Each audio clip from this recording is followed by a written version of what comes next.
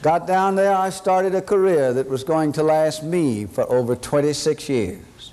I served with the New Orleans Police Department, the Louisiana State Police Department, and on detached service with the Baltimore, Maryland Police Department, serving every level of law enforcement from the uniformed officer on the beat throughout the ranks and chain of command. But I never forgot my Christian faith. I tried to practice it daily as I believed it. The first 6 years that I served in police work, I served on the night shift voluntarily so that I could go to school during the daytime.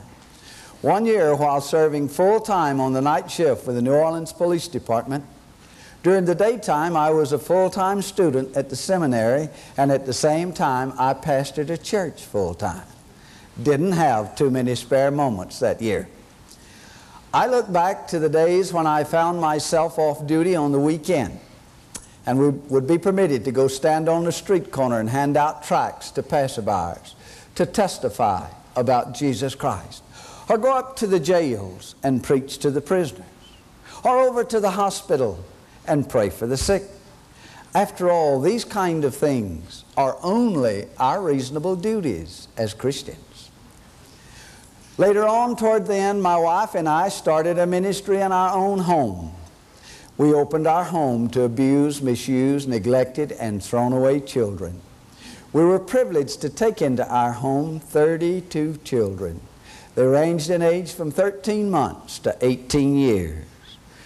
Most of those kids, however, were destroyed emotionally long before they came to our house. See, they would never love in this lifetime.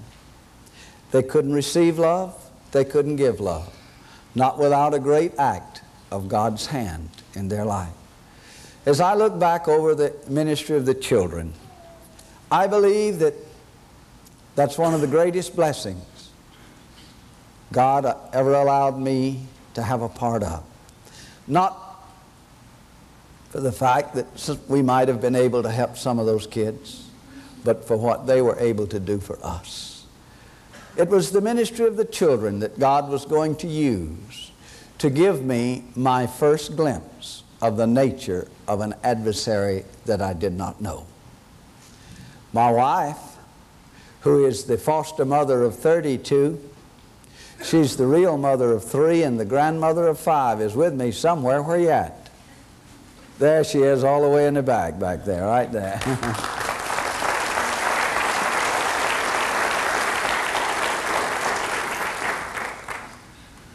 She really don't look old enough to be the mother of 35, does she?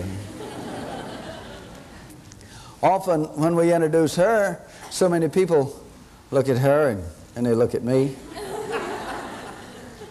And they say, well, how come you look so young and you look so old? She looks so young and you look so old. I said, well, she didn't die.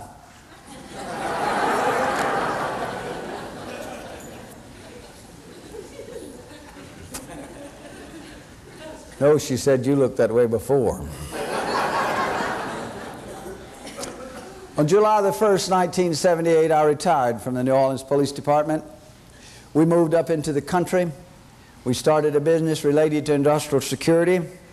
Under contract, I worked for 35 major oil-producing companies around the world. My job was to procure the equipment, train the personnel, be responsible for the detection and the prevention of illegal drugs in the oil industry. 1979, some of my friends persuaded me to become involved in politics. They wanted a Christian to fill the office of sheriff. I agreed to run. 4 days before that election, suddenly without warning, while keeping an appointment down at the bank, I was stricken with a massive internal hemorrhage when one of the main arteries gave way. I didn't know what had happened to me. I knew it was very serious. I excused myself and managed to make it home. No one was there, and when my wife came in and found me, realizing the gravity of the situation, she somehow got me into a vehicle and rushed me back into town to the family clinic. As we pulled up into the parking lot, one of the doctors coming to work in his car pulled in just at that same time and parked right alongside of us. My wife jumped out of the car and ran around and tried to pull me out of the car. In getting out, I literally fell on my face in the parking lot. The doctor, getting out of his car, saw this. He rushed over to give aid. Immediately he recognized I was already in shock. The doctor later told me what I had was what he called the great battlefield killer. That is, any sudden volume blood loss.